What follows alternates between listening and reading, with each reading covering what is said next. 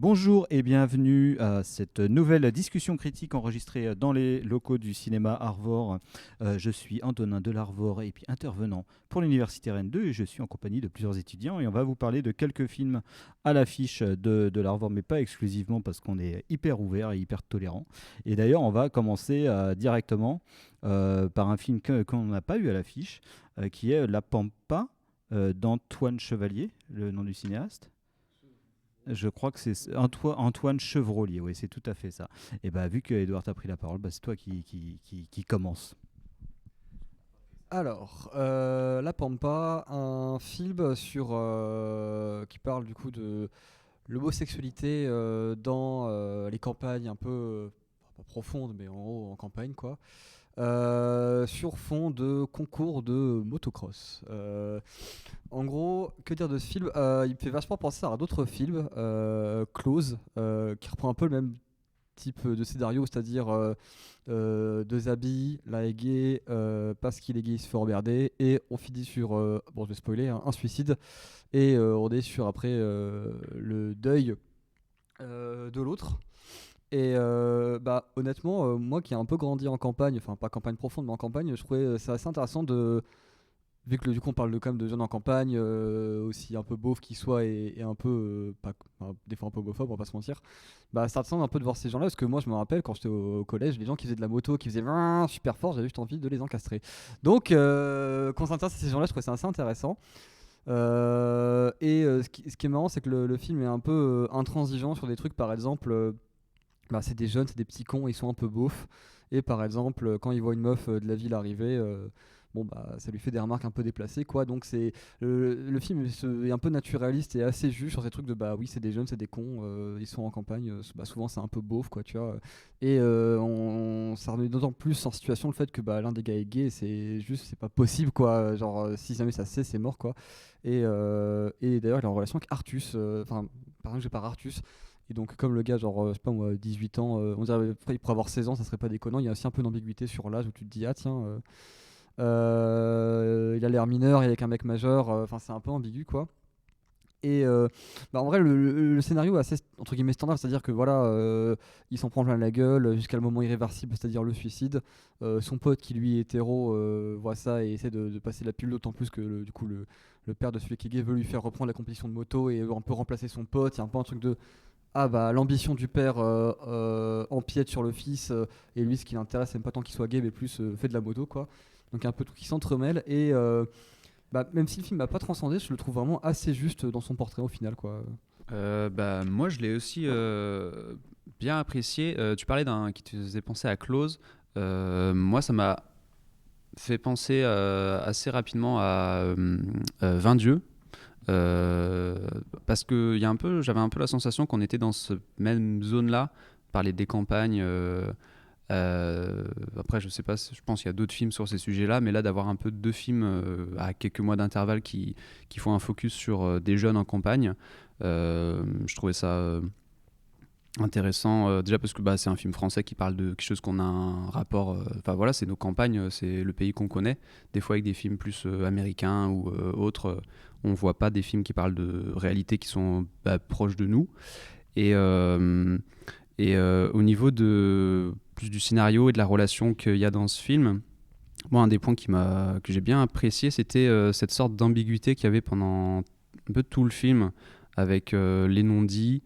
Et il y a un peu toute une sorte de boule de relations bizarres, ouais, voilà, comme tu disais, le père qui voit l'ami un peu comme le remplaçant du fils, les relations au début avec les adultes, avec les enfants, on sait pas qui va avec qui, et en même temps tout ça est sous couvert de bah on n'en parle pas, euh, qui fait une ambiance, ouais, il y a une sorte de boule de malaise ambiant, euh, et ça représente, ça parle de campagne, un peu d'un univers qui là est mis sous un jour, comme si on allait à l'intérieur de quelque chose qui était distant.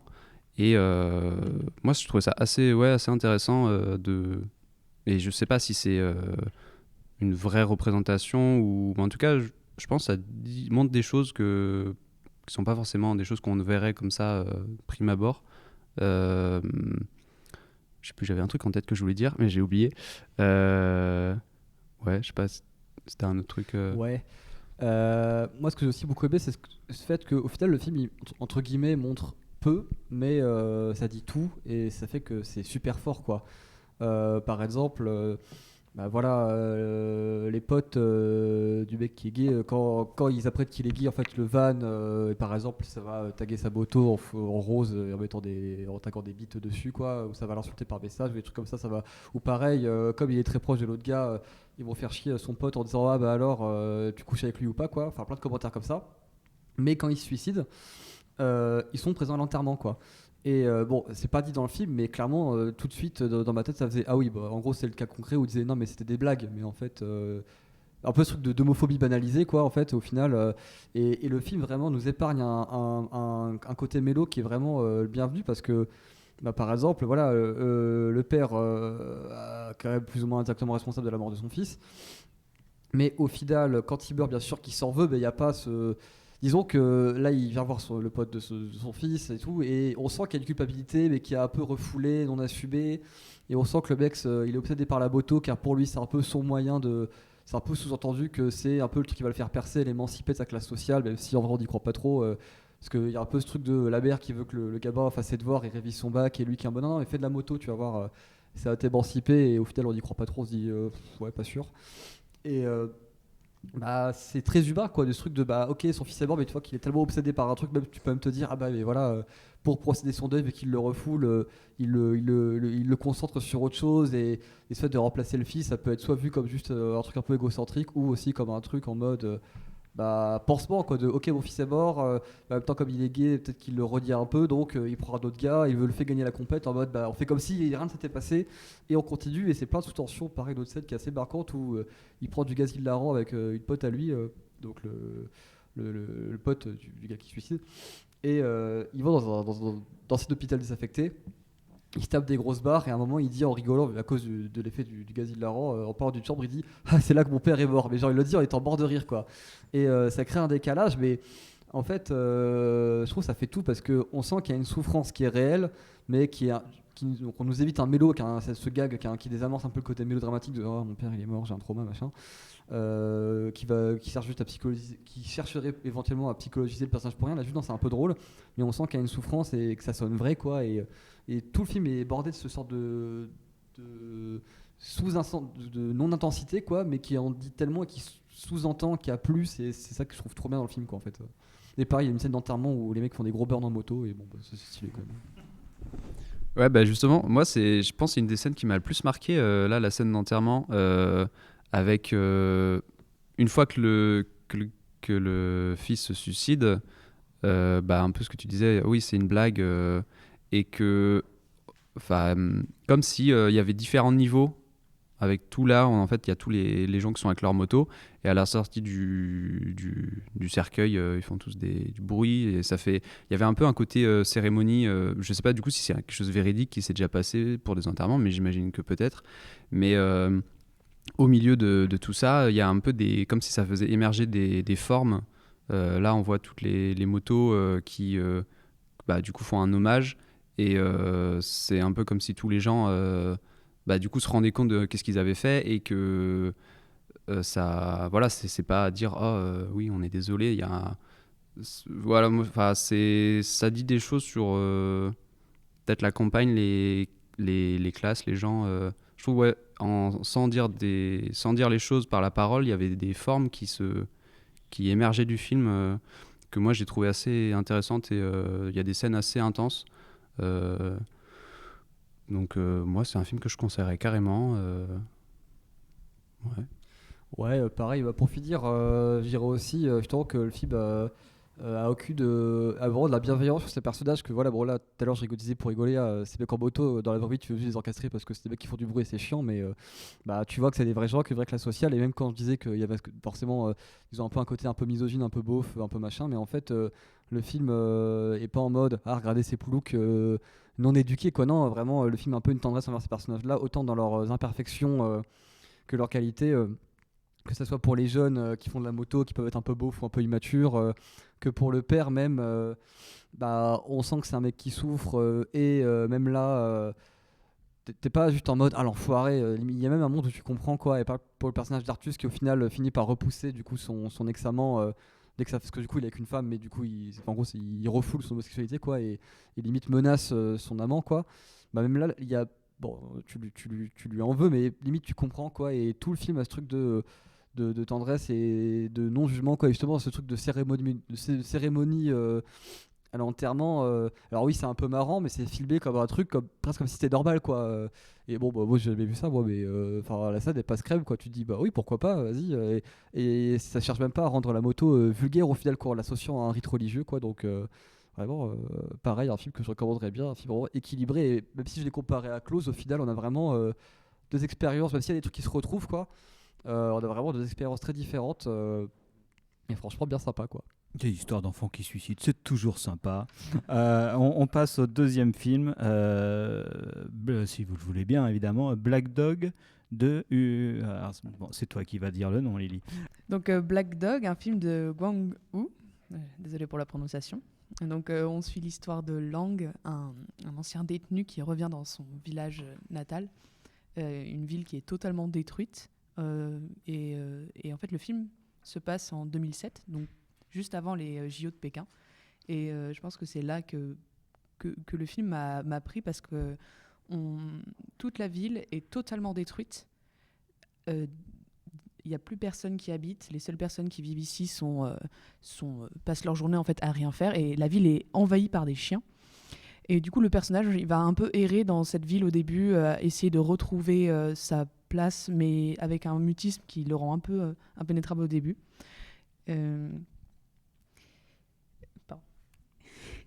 Et ce qui est vraiment très perturbant au niveau du film, c'est justement du coup ce décalage tout au long du film avec le son, puisque du coup le personnage est mutique, tout le monde va énormément lui parler, c'est de lui tirer des informations, que ce soit sur la raison pour laquelle il était en prison ou sur ce qu'il compte faire plus tard, et ses liens, et lui il va toujours se dérober à ça, ce qui va faire qu'il va toujours être en décalage un peu avec l'histoire, il va toujours attendre le dernier moment avant de faire les choses. Typiquement, il va devoir aller voir son père. On en entend parler dès le début. C'est un des premiers éléments dont on nous parle.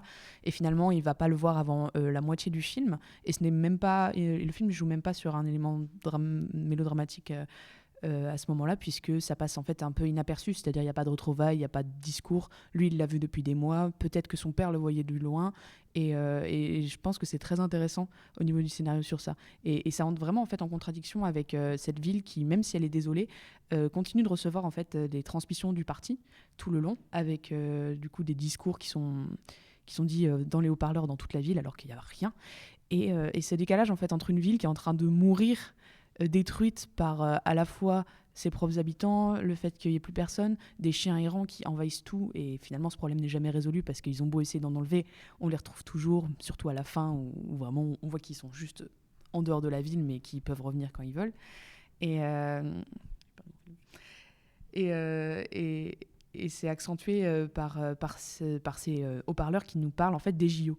Et il y a toute cette dichotomie en fait avec cette ville qui meurt, qui est même détruite par un tremblement de terre, comme s'il n'y avait pas assez de problèmes, et les JO qui sont en train d'être célébrés justement de l'autre côté du pays. Donc c'est très déstabilisant au début sur ça, parce que le film en fait ne va pas vraiment quelque part. Même le personnage en fait n'a pas besoin vraiment d'une rédemption, et c'est bien fait parce que du coup on saura jamais pourquoi il a commis ce meurtre, des choses comme ça, on saura jamais vraiment si c'est un accident, et c'est pas le propos. Mais le problème, c'est que le film, du coup, ne laisse pas vraiment d'empreinte, à part cette image qui est vraiment très bien travaillée et qui nous montre cette ville totalement détruite. En fait, il nous parle d'un projet d'avenir. Ah non, mais ils vont construire des usines, des entreprises, mais enfin, on n'y croit pas un seul instant qu'ils vont réussir à refaire une ville ici. Il n'y a plus personne, il n'y a que des vieux, tout le monde est détruit, tout le monde tourne en rond, et c'est montré par le scénario qui, du coup, parfois est très long, surtout la fin qui est vraiment interminable, mais qui montre aussi que ces personnages en fait ne savent pas quoi faire, comme l'oncle, typiquement l'oncle qui veut venger son neveu qui a été tué par Lang. Il va venir plusieurs fois, il va essayer de lui tirer les verres du nez, mais il va vraiment jamais rien se passer entre les deux, ce qui fait qu'il est presque un peu caricatural à la fin quand il finit par accepter que Lang lui a sauvé la vie, et maintenant il va l'aider, il va lui donner de la viande pour nourrir tous les chiens errants, puis le zoo.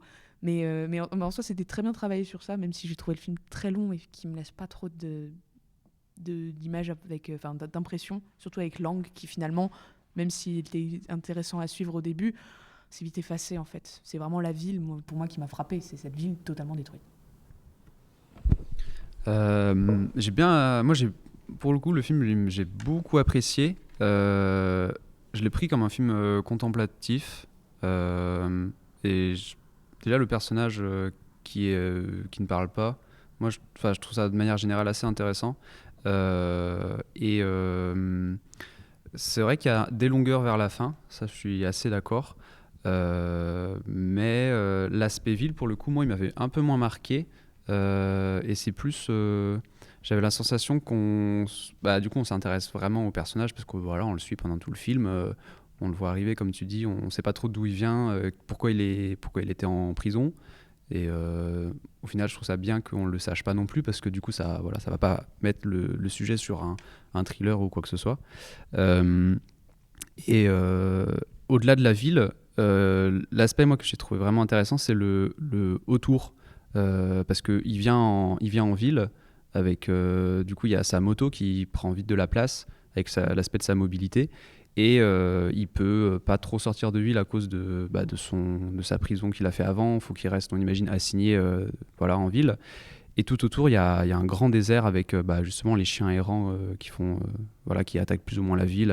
Ils mettent en place des choses pour s'en occuper et d'avoir ce personnage-là qui parle pas, donc on sait pas trop où est-ce qu'il se situe mentalement. On voit qu'il a un passé plus ou moins sombre et qui est dans cette ville un peu détruite. Et juste on le suit, il se balade, il trouve des chiens, il fait des trucs. Et des fois, il sort de la ville, il se retrouve là dans le désert avec des cirques, des gens qui croisent, il se fait emmener, il y retourne. Moi, j'avais trouvé ça assez... ça m'avait touché, je sais pas, comme capter un truc de... ça va au-delà du scénario qui du coup est peut-être assez déconstruit, mais dans l'ensemble du film il y a des séquences moi qui m'ont bien marqué, et je pense que c'était aussi appuyé par l'image que ça soit le décor avec le désert et les teintes un peu tout et jaune, tout une sorte de monocouleur ambiant. Et le traitement, parce que là je pense que c'est de la pellicule et il y a des images vraiment c'est très marqué dans des tons de couleurs, mais je trouve que ça marchait bien et ça crée une sorte de road trip où on bouge pas et juste on reste avec lui sur sa moto et sa relation aux choses où au final il va presque plus s'occuper des chiens, c'est avec eux qu'il a le plus de liens. Je trouve ça assez touchant et peut-être ça permet de rentrer en profondeur dans ce personnage-là, d'essayer de se poser nous des questions sur vu qu'on sait rien de lui, ça laisse la place à plein de choses potentiellement, et on peut y voir des choses plus que si on nous donnait des informations, tout ça. Pour tout ce qui est l'aspect JO, tout ça, moi ça m'a un peu moins marqué, mais j'imagine que du coup il y a un fort contexte politique, surtout en Chine, par rapport aux destructions des habitations, l'expropriation. Je sais que c'est un truc qui est très présent là-bas, mais je ne saurais pas trop là, dans ce film-là où est-ce que ça se situe, même par rapport, est-ce que c'est pour les JO ou contre. J'avoue, c'est ça, j'avais un peu le doute, à quel niveau ça se situerait. Ouais, j'ai mon interprétation, mais c'est vraiment, je pense que tout le long, en fait, personne n'est intéressé par les JO. En fait, on entend pas. Je vais y arriver. On en entend parler tout le long, justement, avec cette radio et les dessins sur les murs, les tags. Et c'est là où je trouve le scénario assez bien fait, c'est-à-dire que pas que pour les JO, mais aussi sur le chien, sur la rage, sur tous les thèmes, en fait, il va à chaque fois t'en parler assez tôt, sans que tu fasses attention, puis ça va revenir jusqu'au moment où en fait, on va s'attarder sur le sujet. Ce qui fait que rien n'arrive, même si tu as l'impression que le film va dans plein de directions, rien n'arrive en fait par hasard. Et avec les JO, je trouve vraiment cette scène marquante où tout le long, personne n'en parle parce que ils sont à des kilomètres et des kilomètres de là, et eux, leur vie les meurt. Et tu as vraiment ce plan où on est dans la chambre d'hôpital avec le père, il va bientôt mourir, alors que lui, c'est un des seuls qu'on a vu travailler depuis le début, qui travaille en silence, comme une espèce d'ouvrier, c'est la classe ouvrière en fait qui est aseptisée par le gouvernement, et par la fenêtre on voit tout le monde qui pour une fois se réunit, est célèbre devant un énorme écran. Je veux dire, les JO, c'est genre la petite Chine qui meurt, alors que Pékin, genre, vit sa meilleure vie, quoi. Et enfin, moi, c'est comme ça que je l'ai ressenti. Après, évidemment, on en parlait en micro, mais c'est à prendre avec des pincettes, parce que ça reste un film qui a l'air d'être quand même produit par la Chine. Donc, à quel moment tu peux critiquer, enfin, jusqu'où tu peux critiquer ton propre pays quand tu es financé par lui, un peu compliqué. Mais moi, c'est comme ça que je l'ai interprété en vrai. Très bien. Moi, après, c'est tout frais parce que je l'ai vu hier et je suis, enfin, clairement, je suis d'accord avec tout ce que vous dites, même dans les contradictions, parce que même moi, j'ai trouvé ça hyper intéressant, mais je me suis bien fait chier aussi. Mais c'est vrai que c'est assez étonnant parce que le film, il quand même plastiquement vraiment, vraiment dingo, quoi. Et aussi, le chien, il est super. Ça, c'est hyper important de le noter quand même. Non, mais il y a vraiment, c'est une facilité dans les films, les relations humain-chien et tout ça, ça peut très bien virer dans des trucs juste pas possibles d'anthropomorphisme. Mais là, tu dis, mais c'est incroyable, ça marche trop, trop bien. Mais aussi parce que voilà, ça ne s'y apaisantit pas trop. Il n'y a pas non plus un registre identificatoire qui est trop appuyé pour aller un peu appuyer sur cette petite touche. Les animaux sont trop mignons. Mais en l'occurrence, là, tous les chiens, c'est complètement ouf, les trucs.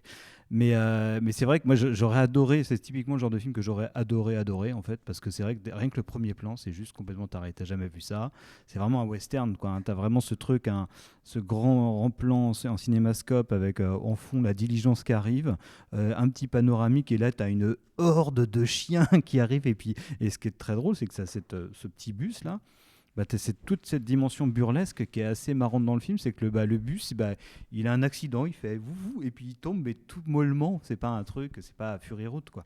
C'est vraiment, mais sauf que c'est quand même Fury Road, parce que t'as le désert et puis t'as des hordes de trucs qui arrivent, quoi.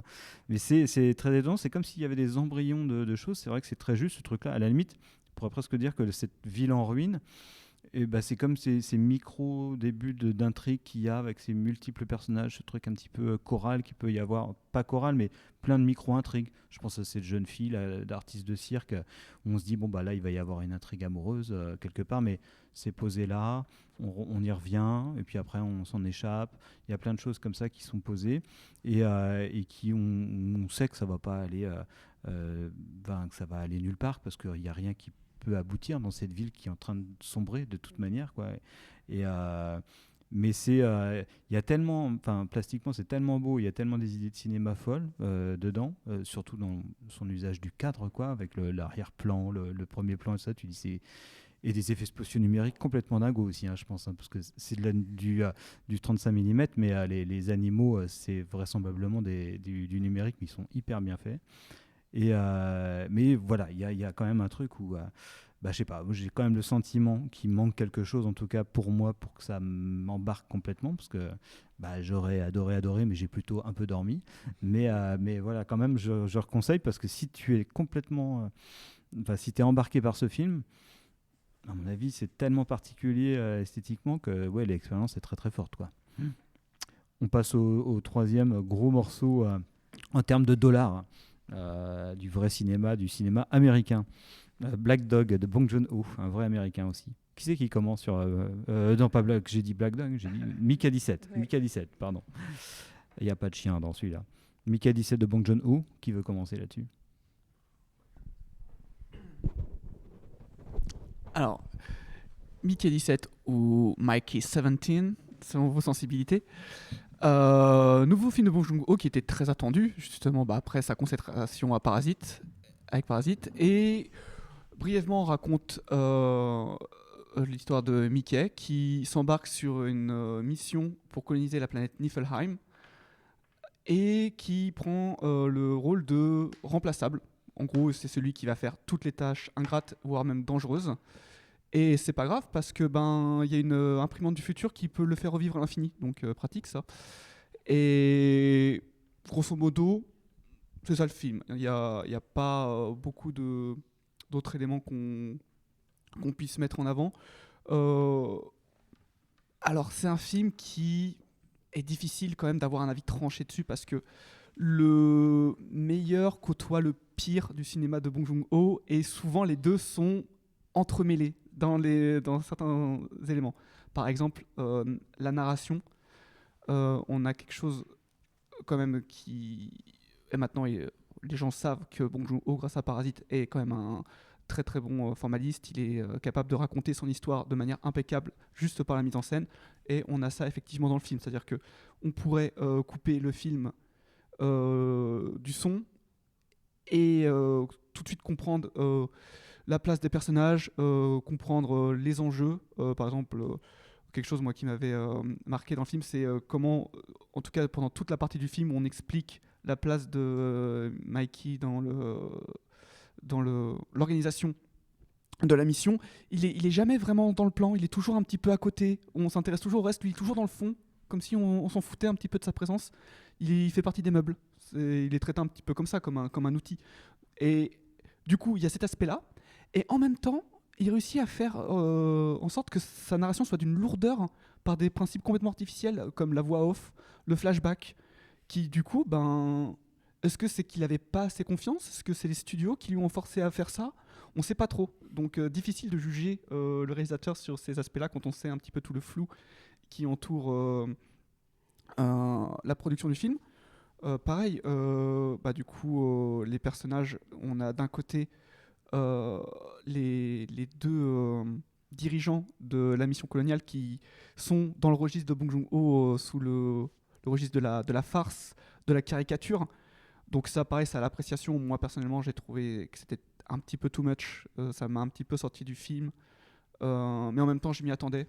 Je trouve qu'il a quand même un peu mieux géré ça que dans Okja ou dans Snowpiercer, où là, vraiment, les personnages, par exemple, de Tilda Swinton, c'était vraiment, là, on tombait vraiment dans le ridicule. Là, je trouve que le ridicule est un peu plus assumé.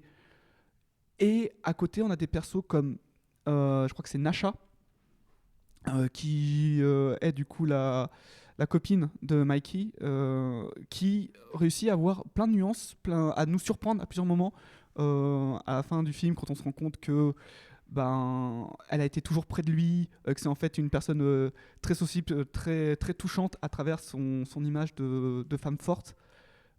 Et du coup, il y a ce problème encore qui vient s'ajouter là-dessus, qui est que le film s'appelle Mikey 17, et j'ai l'impression que le personnage principal c'est Nasha en fait. C'est-à-dire que j'ai un peu du mal à croire en son discours de voilà, chaque vie est importante, chaque vie mérite d'être sauvée, et à la fois son personnage principal, on a l'impression qu'il a aucun respect pour lui. Il le traite comme un idiot. Alors peut-être que le message du film c'est que peut-être que les idiots aussi ont le droit au respect, ont le droit à une vie digne. Mais du coup, moi, j'ai plus envie de suivre cette Nasha qui, elle, prend des décisions. Là, on a un Mikey qui juste subit constamment les péripéties. Et même à la fin, c'est le 18e qui prend la vraie décision qui va clore le film, alors qu'il est présenté comme étant dangereux, comme un peu le mauvais Mikey. Donc je sais pas, j'ai vraiment du mal à savoir où il veut en aller. Il y a toujours une sensation d'inachevé, d'inaboutissement, d'à moitié cuit dans chacune des décisions qui régissent le film.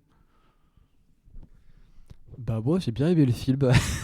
En vrai, les critiques, je suis assez d'accord. En vrai, en y pensant, c'est sûr que le film reste un peu un blockbuster assez classique dans sa construction. C'est un peu cahier des charges quoi. À la fin on a un déroulé machin et on sait plus ou moins vers où on va et comment on y va et comment ça va aller quoi. Mais moi c'est plus le commentaire un peu social qui m'a fait tenir tout du long quoi.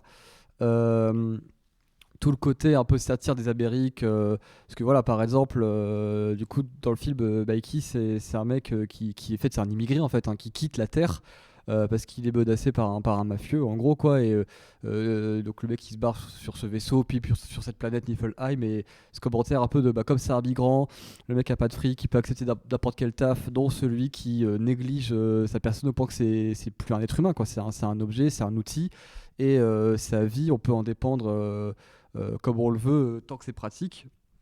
Et le parallèle est assez évident avec la politique de Trump, etc. Pareil, le personnage par Mark Ruffalo, c'est une sorte de satire de Trump qui parle comme lui et tout. Le mec qui fait la guerre, mais c'est juste pour donner des images, et l'enjeu c'est même pas tant de gagner la guerre ou de la perdre, mais plus de se montrer faire la guerre, de se montrer avoir le bon mot. Par exemple, t'as un moment le mec veut négocier avec les sortes de bestioles à la fin, mais c'est même pas pour négocier, c'est pour dire regardez, on va faire une photo de moi qui négocie avant tous les buter. Quel charisme! Bref.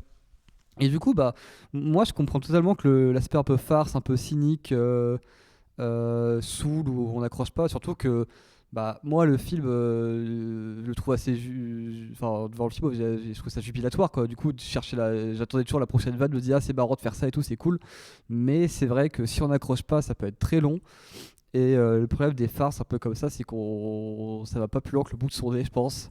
Dans le sens où, bah oui, ok, tu te fous de la gueule de Trump, mais dans le fond, le film dit pas grand chose de plus que ce qu'on sait déjà si on va un peu se renseigner sur internet ou dans la presse, quoi. Donc, moi, je me suis pas ennuyé et clairement, pour moi, le côté standard du scénario est un peu pardonné. Mais en vrai, moi je comprends totalement les critiques, surtout que bah il y avait un concept de fou quoi. Je veux dire le truc de on peut mourir à l'infini. En plus, enfin c'est limite plus un super pouvoir comme truc qu'on l'a plus perçu comme ça, mais voir que c'est plus un fardeau concrètement et que le mec c'est un moins que rien qui sert un peu à rien pour tout le monde, etc. Bah même l'univers de SF qui est présenté, il y avait un concept de fou, surtout dans la première partie où vraiment on sous-tend des pistes de ouf quoi, de ce mec qui a pas le choix, qui est vraiment un sujet d'expérience de laboratoire, on se fout un peu de sa gueule limite quoi, qui est négligé, mais bon bah passer la suite ça devient très standard et c'est un peu dommage quoi, mais voilà quoi. Je suis vraiment d'accord avec vous sur plein de points, mais cette notion de pas achevé, c'est vraiment un truc qui me marque énormément parce que ce soit dans les intrigues qui sont proposées, à chaque fois on nous propose quelque chose mais on ne finit jamais vraiment concrètement. Par exemple, déjà on nous annonce quelque chose où on va vraiment se concentrer sur c'est un mec qu'on peut multiplier à l'infini, qu'on peut utiliser pour plein de trucs, et même ça c'est pas totalement exploité vu qu'en fait c'est vraiment que une partie du film vraiment, parce qu'après il y a une autre intrigue avec des aliens que je trouve un petit peu sorti de nulle part, on n'est pas vraiment préparé à ça, puis même il y a vraiment pas réellement grand chose d'intéressant, même si par exemple ils vont discuter avec les aliens, ce qui est pas vraiment commun dans les films genre qu'on peut trouver normalement, mais pourtant ils vont pas vraiment au bout de ça, ou ils ne proposent pas quelque chose de nouveau qui va vraiment intéresser le spectateur. C'est comme leurs personnages que je trouve très intéressant. Pour moi les personnages portent le film en quelque sorte, mais ils vont toujours avoir soit être très caricatural, ou soit comme tu disais Nasha qui est très intéressante, mais du coup qui est mise sur la scène mais qui est un peu mise de côté aussi. Du coup on est un peu perdu, je trouve que c'est vraiment un peu un brouillard avec plein de trucs cool qui sont vraiment intéressants et qui changent un peu, et en même temps des trucs ultra classiques où on va envahir une planète dans un autre monde et on va rencontrer des aliens, ok bon bah ouais c'est très classique quoi. On se concentre même plus sur la multiplication qui est hyper intéressante, surtout quand dans la première partie on nous présente comment ils se multiplient et du coup même les bruits de la machine. Je trouve que c'est un truc qui marque énormément et qui vraiment met dans une ambiance assez particulière, mais c'est pas du tout exploité jusqu'à la fin. Même on voit je crois la vie de peut-être 1, 3, 4 clones, mais on n'est pas vraiment immiscé dans ce qu'il a vécu réellement. Et ce que je trouve dommage, c'est qu'en plus ils font quelques références quand ils parlent justement que Nasha lui a précisé que chacun de ses clones avait une sorte de particularité, ils étaient un peu plus victimisés ou un peu plus énervés. C'est hyper intéressant, mais en fait c'est pas exploité du tout. Il y a beaucoup de citations de faits, mais on va jamais au fond des choses. Pour rebondir ce que tu disais, ça me fait penser qu'il y a tout ce discours sur la valeur de la vie.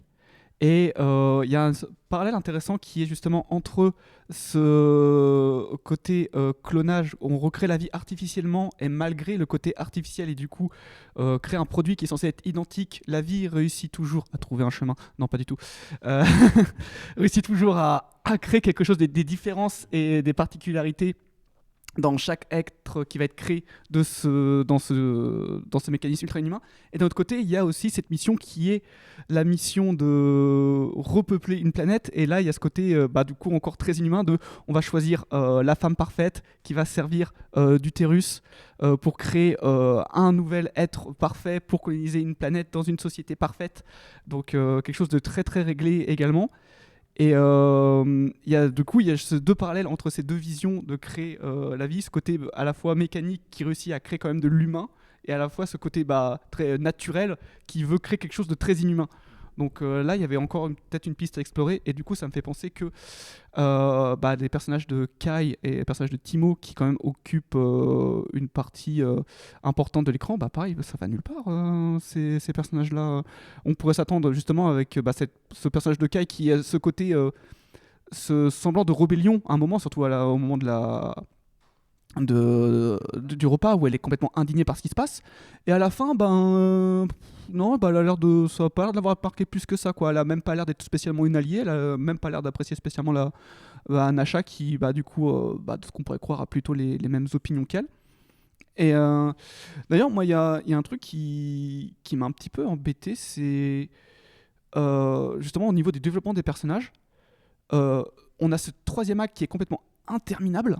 Vraiment la confrontation avec ces aliens qui d'ailleurs dans le film sont présentés comme étant des sortes de croissants. Je crois que c'était ça vraiment, je crois que c'est même pas une vanne, hein, c'était vraiment ça l'inspiration. Moi ça me faisait plutôt pour ça des tardigrades, et autant je trouve ça très peu intéressant le fait de questionner la cohérence des films dans les films de SF, parce que ça donne souvent des conversations assez stériles, autant je peux pas m'empêcher de le faire. Et quand il y a des créatures qui me font penser à des tardigrades, et que ces créatures font une société et qu'elles sont déjà préparées à se défendre face à une menace, je me dis, si les tardigrades, qui sont considérés comme étant les espèces les plus imbutables de l'univers, sont préparées à se défendre, c'est qu'il y a une menace. Vaut mieux se casser. La planète est vraiment pas habitable. Donc ouais, il y a ce côté... on sait pas pourquoi est-ce que ça met des trucs, mais on sait pas pourquoi c'est là. Pourquoi est-ce qu'ils sont prêts à se défendre alors que visiblement ils sont tout seuls sur cette planète déjà à la base, cette espèce. Ça n'a pas de sens. Mais du coup, pour en revenir au développement du personnage, la fin du film est complètement rushée.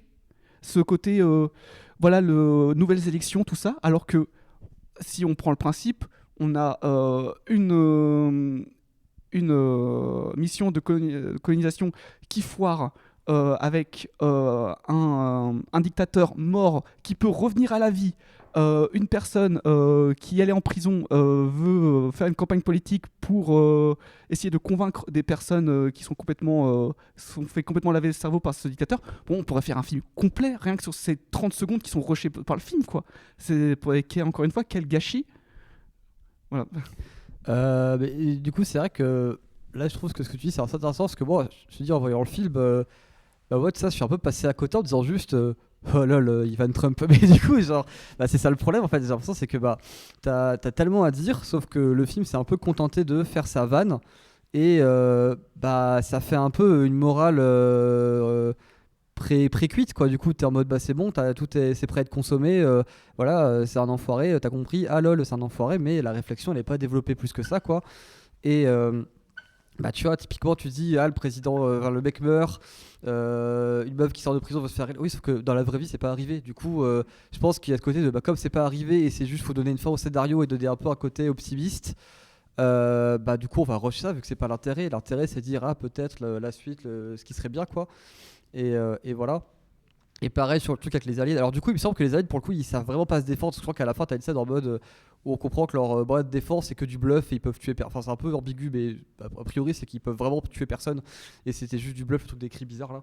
Mais tu vois, pareil, l'intrigue des aliens, ça reste un peu un truc un peu à la Pocahontas, quoi. Tu vois, genre en mode tu te dis c'est des sauvages, mais en fait, l'homme blanc, s'il apprend à les connaître, mais ils sont gentils en fait. Ils sont pas comme nous, mais ils sont gentils, quoi. Tu vois, il y a un peu ce sous-texte là, quoi.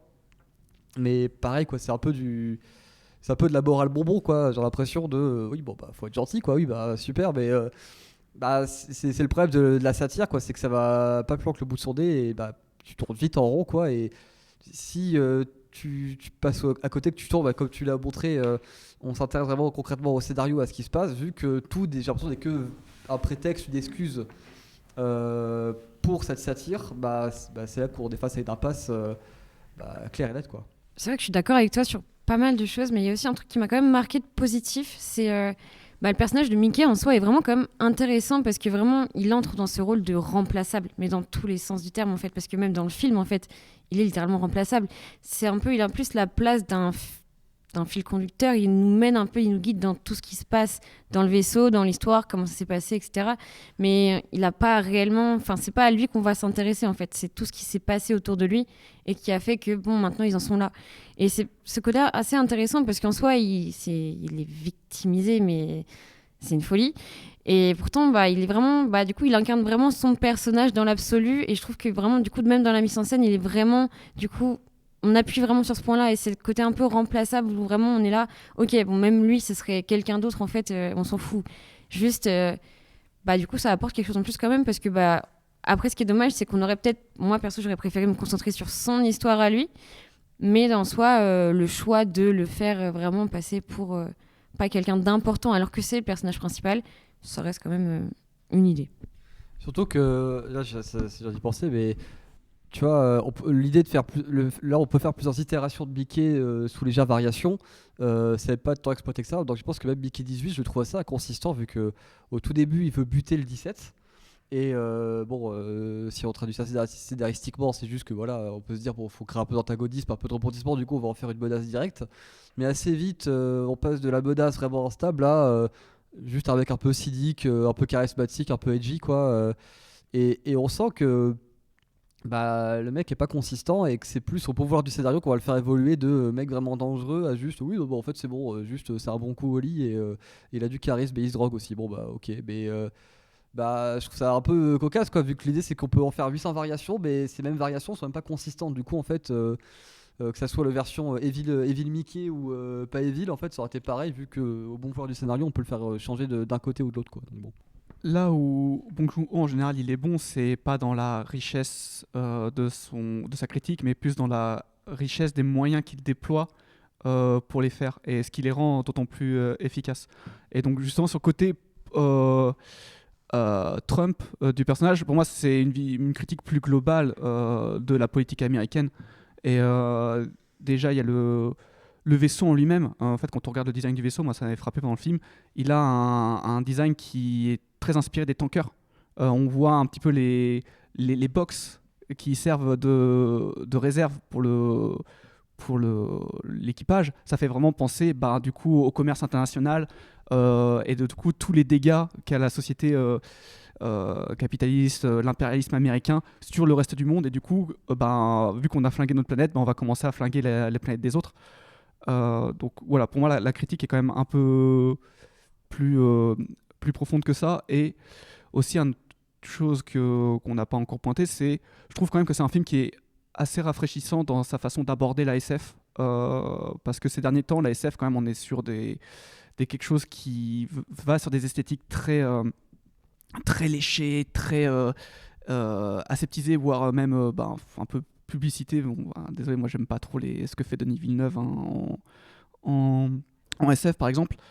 Et là on a ce retour un petit peu plus fun, plus organique de la SF. Moi ça m'a fait penser un petit peu au Alien de Jean-Pierre Jeunet, qui justement à l'époque s'était fait défoncer pour justement avoir été aussi une sorte de farce mélanger comédie, humour noir. Donc peut-être s'il y a des gens qui ont aimé Mickey 17, peut-être aller voir Alien 4, parce qu'il était pas si mal que ça en fait. Vraiment, il s'était fait défoncer à l'époque, alors qu'il a un petit peu les mêmes richesses qu'on peut retrouver dans Mickey 17. Et voilà.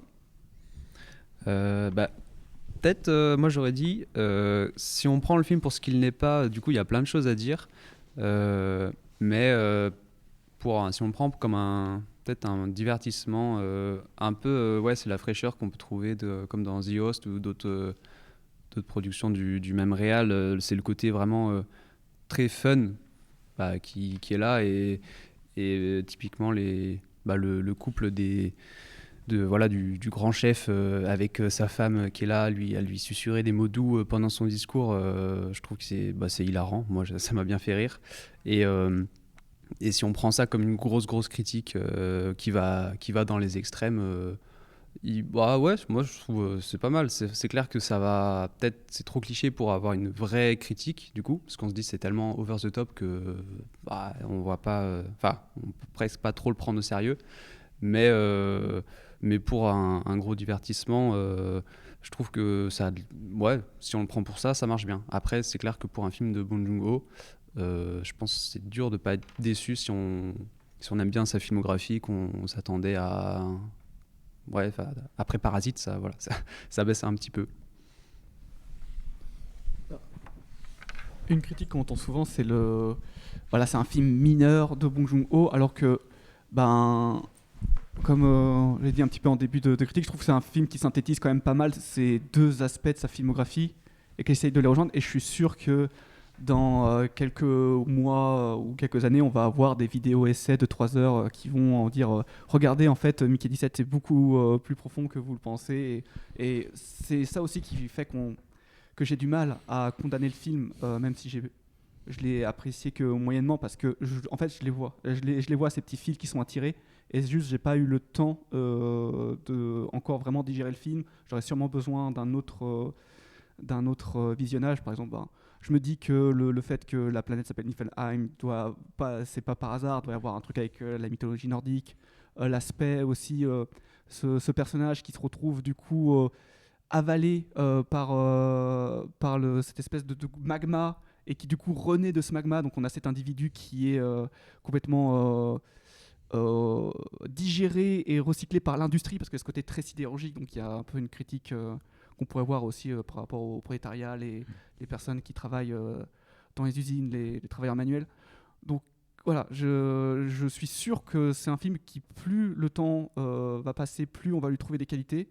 Mais c'est vrai que ce côté divertissement premier degré, moi personnellement, j'ai pas ri, j'ai peut-être souri à certains moments dans le film. Donc là, c'est vrai qu'on est quand même dans quelque chose de l'appréciation très personnelle, qui est difficilement objectivable. Mais c'est un film que je conseille quand même aux gens d'aller voir, parce que c'est un film qui a un gros potentiel à bourgeonner, en fait, avec du temps. Et non, voilà, mitigé, mais je le conseille quand même. Non, mais après, ouais, moi je me demande vraiment, je me pose la question si. Parce que moi je vous trouve très gentil avec le film. Hein, parce que vraiment, je le trouve très mauvais. Mais vous avez dit plein de raisons pour lesquelles je le trouve très mauvais. Je reviendrai peut-être un petit peu dessus. Mais par contre, ouais, j'ai envie de partir de ta réflexion, de dire est-ce que le film va effectivement bourgeonner, comme tu dis, ce qui est plutôt une très bonne définition d'un bon film, quoi. Effectivement, si le film laisse des traces, c'est très bien. Moi, je suis allé le revoir une autre partie, je l'ai vu la semaine dernière et je suis allé le revoir un petit peu. Et en fait, quand je l'ai vu, j'étais déçu, mais je voulais pas me dire que j'étais déçu, quoi, en gros, parce que moi, Bong Joon-ho, j'aime beaucoup et puis je trouvais des qualités. Puis plus j'y repensais, je me disais ça va pas du tout. Et en le revoyant, je me dis non, mais ça va pas du tout. Et effectivement, moi, ce que j'ai envie de savoir aussi, ce que le temps va pouvoir nous dire, c'est est-ce qu'il y a vraiment eu des problèmes sur ce film ? Parce que moi, quand je vois le film, je dis il y a eu des problèmes. Il y a eu des problèmes de réécriture, il y a eu des problèmes de montage, il y a eu des problèmes de coupe, je me paraît assez difficile de voir un film comme ça par Bong Joon-ho qui est aussi mal écrit ou qui repose sur des béquilles de scénario trop lourdes, comme ça t'évoquais la voix off du début. La première fois que j'ai vu le film, je me dis quand même c'est chaud, et la deuxième fois je me dis c'est super chaud, quoi, parce que vraiment la voix off décrit ce qui se passe à l'écran. Tu dis non mais quand même pas possible. Et il y a vraiment un truc où c'est une voix off qui est typiquement explicative et effectivement, mais qui est assez importante, parce qu'en fait c'est vraiment un peu ce que fait tout le film. Il ne fait qu'expliquer à chaque fois les choses qu'il montre en plus. C'est vrai que ce truc du Mickey 17 qui sont chaque fois un petit peu différents les uns des autres, t'as aucune occasion de t'en rendre compte si à part quand le deuxième Mickey arrive là et que la nana lui dit, Nasha lui dit ouais, il y a un autre truc, mais tout passe par le dialogue, parce que tu ne peux ressentir à aucun moment une sorte de trouble on va dire trouble métaphysique qui est propre à tous ces films qui traitent du principe du double, quoi, où d'un coup tu as une sorte de vertige existentiel. Il y a plein de films qui se passent comme ça. Après, moi je serais assez curieux quand tu évoquais ce truc du magma en fusion là. Moi, il y a un truc que j'adore chez Bong Joon-ho, c'est vraiment cette dimension où tous ces films sont des écosystèmes, quoi. Vraiment, The Host, t'as vraiment ça. Exemplairement, c'est Snowpiercer, c'est un écosystème gigantesque où tout y est à sa place et tout y est à recycler pour créer une sorte de système parfait. Sauf que le système est jamais parfait, c'est toujours des systèmes un peu brinque-ballant chez Bong Joon-ho. Mais par contre, The Host, c'était pareil. Le monstre n'était que une sorte d'allégorie, un rejet de la rivière qui était elle-même la conséquence de l'occupation américaine. Et donc, tu avais ce truc où tout communiquait comme une sorte de gros écosystème un peu monstrueux, quoi. Et j'ai cherché un petit peu sur Mickey 17 en me disant qu'est-ce que c'est ce truc-là qui pourrait être intéressant, ce mec qui est une photocopie basée sur les déjections de ce propre vaisseau spatial, donc de ses propres corps. Et je me dis, à part sur un registre un peu méta, en me disant, mais ouais, le film a tellement fait penser à 10 000 films de science-fiction, les Edge of Tomorrow, les Starship Troopers, et d'autres films comme ça. Mais comme si c'était des photocopies un petit peu sans âme, mais j'arrive pas à voir là où ça va. Et dernière chose, moi c'est vrai que moi alors, la parodie de Trump, c'est pas possible. Mais vraiment, c'est pas possible. Enfin, je veux dire, on peut pas faire ça parce que la réalité s'en charge. Il faut pas faire ça. C'est voué à l'échec, quoi. Il suffit de regarder la dernière fois que Trump a fait sa super vidéo avec Zelensky où il dit "That's good television" et c'est le dialogue que même Bong Joon-ho n'a même pas pu inventer tellement c'est ça. Et voilà, on peut pas parodier quelque chose qui est déjà une parodie en lui-même. Et moi, c'est vrai que j'ai trop de mal avec ça. Voilà. Surtout qu'en plus, on peut faire une comparaison avec le traitement qu'il y a de Trump dans The Apprentice, qui là, pour le coup, se détache de la réalité et réussit à faire quelque chose de pertinent. Alors que, effectivement, pour les raisons que tu as décrites, je trouve que la critique est vraiment pas pertinente dans Mickey 17. C'est-à-dire que même cette histoire de l'infantiliser en lui mettant justement une femme qui lui insuffle tout le temps ce qu'il a à dire. En fait, je trouve que ça fait vraiment blague puérile. Genre, ça fait crotte de nez balancée au visage plutôt que critique politique. Et là-dessus, je trouve que le film aurait pu mieux faire. Alors, après, au niveau du jeu d'acteur, en fait, j'ai l'impression qu'il ne sait pas diriger des acteurs qui ne sont pas des acteurs coréens. C'est-à-dire qu'à chaque fois qu'il a eu des acteurs américains ou occidentaux, il a toujours pris ce parti pris. Donc, est-ce que c'est une volonté sincère ou est-ce que c'est que son registre de la farce, qui est un registre qu'on retrouve dans toute sa filmographie, que soit plutôt américaine ou plutôt coréenne, prennent par défaut cette forme-là quand il travaille avec d'autres types d'acteurs? Ouais. C'est pour ça, après, ce serait nuancé parce qu'effectivement, dans le registre de la farce, effectivement, là tu penses à Jack Gyllenhaal ou Tilda Swinton dans Snowpiercer et Okja, là. Mais par exemple, dans Snowpiercer, la plupart des acteurs, que ce soit John Hurt, Ed Harris ou Chris Evans même, ils sont plutôt bons. Après, ils font pas des étincelles, mais c'est plutôt pas mal. Mais c'est vrai que le registre de la farce, quand il est employé par Tilda Swinton ou Jack Gyllenhaal dans Okja, et là, avec deux acteurs qui sont quand même des limousines, quand même. Enfin, c'est Mark Ruffalo et Toni Collette, c'est pas rien. C'est quand même des acteurs de top niveau, quoi. Là, moi, j'avais vraiment de la peine pour eux, quoi. Enfin, mais un peu, quoi. Parce que je me disais, mais c'est terrible parce que, au moins, même si j'aurais pu trouver ça un petit peu inepte, la farce, la charge politique du truc, au moins, ça devrait me faire rire un peu, quoi. Enfin, je me dis qu'il aurait dû... Alors, bon, tout ça, c'est très subjectif, parce que moi, j'ai pas rigolé, et voilà, mais j'ai pas l'impression qu'il s'amusait tant que ça à le faire. Enfin, j'ai pas eu le sentiment que c'était qu'il a créé un personnage, si ce n'est qu'il a copié un peu les attitudes de Trump mélangées avec Marlon Brando et Elvis Presley, et puis hop, ça donne ça, quoi. Mais ouais.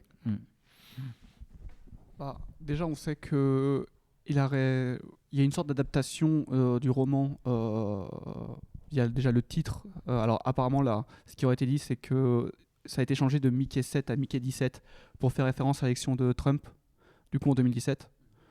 Donc j'ai lu ça, oui. Donc voilà, tout ça, c'est vrai. Alors après, sur les coupes qu'il y a eu dans le film, alors beaucoup de gens disent que c'est par rapport à la grève des scénaristes, et d'autres gens disent que c'est plutôt les studios qui se sont un peu rendus compte qu'ils se foutaient de leur gueule avec leur propre argent et qu'ils n'auraient pas trop apprécié. Et en même temps, il y a quand même encore suffisamment de ça dans le film pour qu'on se dise que c'est peut-être pas ça le problème. Je pense qu'il y a quand même... Il y a tellement des problèmes de rythme dans le film, je veux dire, comme on disait, qui sont des problèmes d'écriture. J'ai du mal à l'excuser juste avec des questions de recours, parce qu'apparemment il n'y a pas eu de reshoot. Donc, Ouais, je sais pas, après cette structure en flashback, je me demande, hein, parce que des fois tu peux te dire, est-ce que le film il était pas linéaire au tout début, et que voilà, il a été remonté avec un flashback derrière qui est très explicatif, qui explique le lore et tout ça pendant quand même longtemps, hein. C'est quand même dur pour quelqu'un qui est aussi doué visuellement, comme tu le disais, comme vous le disiez tous, pour raconter une histoire où tu coupes le son et tu comprends tout. Là, si tu zappes tous les dialogues qui expliquent beaucoup de choses en termes de fonctionnement de la société, comment elle fonctionne, est-ce que c'était bien les multiples, que c'est pas bien, enfin il y a beaucoup d'informations qui passent par ça.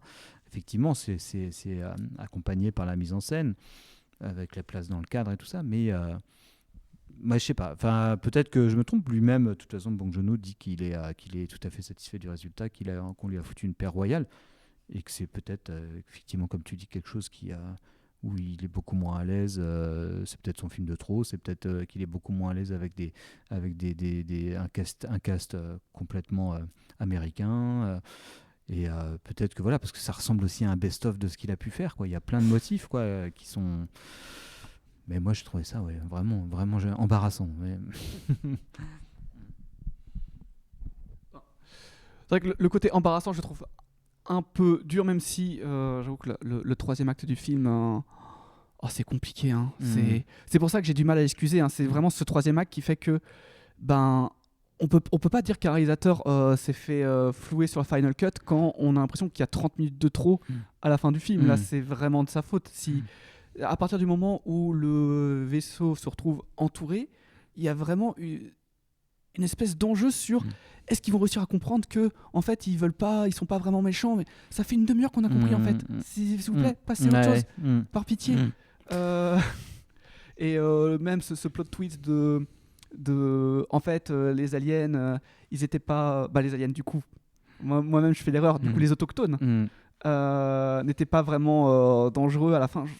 Qu'est-ce que ça apporte? Pour moi, j'ai l'impression qu'il retombe dans ce travers qu'il avait dans Okja, qui est un peu de... Au final, la nature, tout est beau, tout est gentil, la nature, elle n'est pas vraiment méchante. Alors, ceux qui pensent ça, je vous conseille de vous renseigner sur certaines espèces, parce que quand on se renseigne sur les loutres, les dauphins et les chats, la cruauté, la méchanceté dans la nature, ça existe. Ça existe. Donc, pour moi, il a ce côté un petit peu démago que je ne supporte pas dans ces films. J'aime pas quand un réalisateur essaye de me montrer quelque chose, mais essaye de me convaincre en montrant que la moitié de la réalité. Et déjà, dans Okja, j'avais eu beaucoup de mal, où ce côté où on nous montre à quel point les animaux peuvent souffrir comme nous, et en même temps, son cochon, il en fait un personnage humain. Du coup, s'ils sont comme nous en tant qu'animaux, pourquoi en faire un personnage humain? Pourquoi pas en faire un cochon, tout simplement? Et là, j'ai un peu ce côté, pareil, on surhumanise, on leur donne une civilisation, on leur donne une logique pour qu'on puisse s'attacher à eux, pour nous montrer qu'au final, il faut respecter toute forme de vie. Du coup, rend-les encore plus éloignés de nous et tombe pas dans la facilité. Disons qu'après, je sais que ça m'a fait penser, mais après, les films n'ont pas tant de rapport que ça, mais ça m'a fait penser à Starship Troopers, que vous avez sûrement vu, mais qui est une farce aussi, quoi. Enfin, qui est une satire.